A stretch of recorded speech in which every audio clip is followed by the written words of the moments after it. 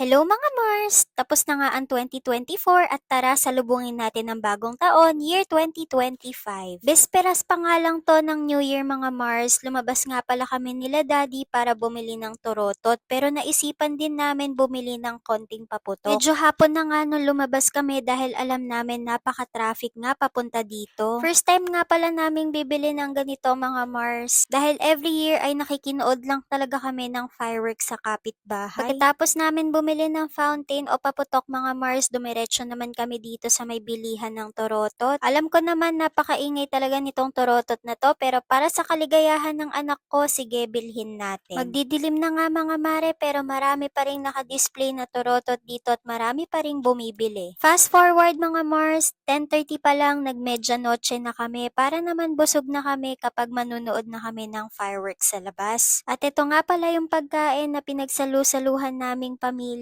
Simple lang pero napakasaya. Nirequest ko nga itong crispy pata kay mama dahil matagal-tagal na nga akong hindi nakakakain nito. Naku, putok-batok talaga. Pagkatapos nga namin kumain mga Mars, lumabas na rin kami para hintayin yung 12 midnight at sinet up na rin ni Daddy yung mga paputok.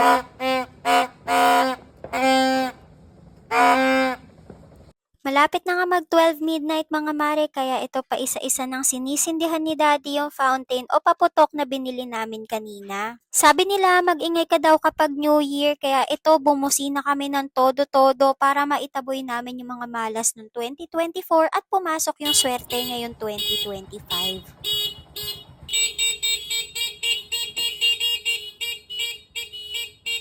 At 12 midnight na nga mga Mars kaya ayan nagsimula na ang putukan.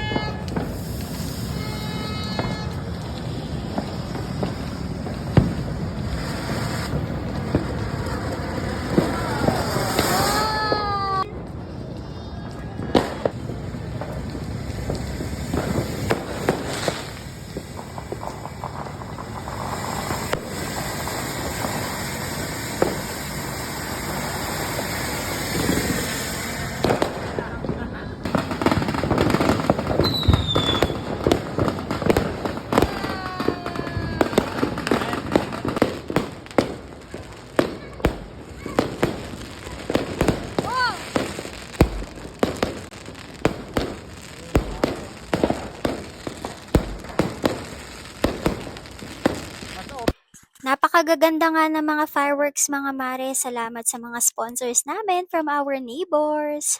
Char.